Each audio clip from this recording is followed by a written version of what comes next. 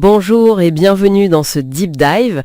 Aujourd'hui, on explore comment la technologie façonne les générations. C'est assez vertigineux de voir comment l'outil qu'on a dans la poche ou l'interface juste là, sur l'écran, redéfinit notre rapport au monde. Absolument. Et l'analyse qu'on décortique aujourd'hui, elle est intéressante parce qu'elle découpe ça en 4 cohortes. On a les millennials, la génération Z, puis la génération alpha, et même une projection sur la génération bêta, celle qui commence à naître là en 2025. D'accord. Et notre mission, c'est donc de décortiquer comment chaque vague technologique a créé une rupture, c'est ça ? De l'époque du modem 56K, qui faisait ce bruit terrible. Ah oui, ce son. Jusqu'à l'IA qui s'installe un peu partout. Quelles sont les pépites à retenir ? Allez, c'est parti. On commence avec les millennials, donc nés entre 1980 et 1996 à peu près. La génération charnière, celle qui a vraiment vécu le passage de l'analogique au numérique. Le gros PC à la maison, Internet avec la connexion qui prend des plombes. Oui, se connecter, c'était un acte délibéré. Il fallait le vouloir. C'est ça. Et cet effort initial, ça a eu une conséquence, je trouve, assez intéressante. Une attente de contenu qui vaille le coup, quoi. Le temps passé en ligne, il devait être rentabilisé. Ah, d'accord, je vois. C'est peut-être ça qui explique leur goût pour des formats plus longs, genre blog ou même les podcasts comme le nôtre. Bon, même s'ils ont été les pionniers du toujours connecté ensuite. Et puis ils ont aussi structuré l'usage pro des premières messageries instantanées, les ancêtres de Slack finalement. Puis arrive la génération Z. Alors là, 1995-2012. Changement radical. Le smartphone, il est là dès le départ. Greffé à la main, quasiment. Exactement. L'accès, il est immédiat, permanent. Et là, c'est le règne du visuel, du rapide, de l'éphémère. TikTok, Snapchat. L'attention devient vraiment la denrée rare. C'est la génération qu'on appelle mobile first, clairement. Mais, et c'est là que ça devient fascinant, nos sources montrent un paradoxe. Malgré cette aisance digitale, ils sont 74% à préférer les interactions pro en face à face. Ah oui, c'est énorme. Oui, ils semblent chercher l'authenticité. On voit même une esthétique lofi émerger chez eux. Quelque chose de plus brut, moins parfait.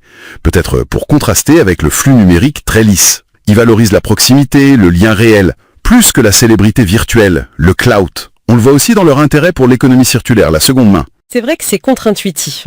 Une génération née digitale qui recherche le contact réel. C'est une sorte de wow-fraction, peut-être ? Une quête de connexion plus profonde face à la saturation ? C'est une interprétation plausible, oui, que les analyses suggèrent. Cette quête d'authenticité, elle se manifeste de différentes manières. Passons maintenant, si vous voulez bien, à la génération alpha. D'accord. Née entre 2010 et 2024. Les enfants des millennials et de certains Gen Z. C'est ça. Eux, ils découvrent le monde via les écrans tactiles. Les objets connectés sont partout, à la maison, et l'IA, via les assistants vocaux, c'est juste normal. Moins de clavier, plus de voix, plus de toucher. L'intégration est quasi native, donc. Oui, les sources parlent d'objets du quotidien connectés et communicants. Ils deviennent des sortes de compagnons informationnels. L'IA s'intègre aux routines. On voit des exemples comme des contenus audio pour guider le brossage de dents. Ah oui, j'ai entendu parler de ça. Forcément, ça soulève des questions sur l'impact cognitif. Le langage, la concentration, peut-être une moindre tolérance à l'ambiguïté, si la réponse est toujours immédiate chuching. On parle même de risque d'outsourcing cognitif. D'externalisation cognitive. En gros, l'IA donne la réponse avant même qu'on ait eu besoin de chercher. Exactement. On délègue une partie de la réflexion, en quelque sorte. Et ça nous amène logiquement à la génération bêta, ceux qui naissent à partir de 2025. Pour eux, l'IA, ce ne sera plus une nouveauté, mais l'infrastructure de base. La norme. L'hyperpersonnalisation devient une attente, pas un luxe. On l'appelle la génération pont. Les analyses la voient façonnée par 3 grandes ruptures technologiques qui arrivent à maturité. Premièrement, l'IA générative, pour créer du contenu, des expériences ultra personnalisées, et ce, à grande échelle. D'accord. La deuxième ? Deuxièmement, la réalité étendue, la XR, ce mélange de monde réel et virtuel.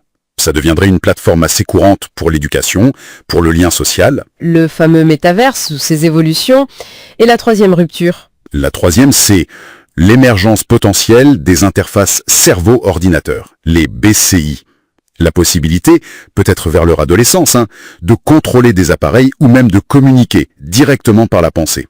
Ça dessine un futur radicalement différent. Quelles sont les grandes questions humaines derrière tout ça alors ? Bah oui, les enjeux éthiques sont immenses, notamment autour de l'autonomie de la pensée. face à des algos qui anticipent, qui influencent où est notre libre arbitre.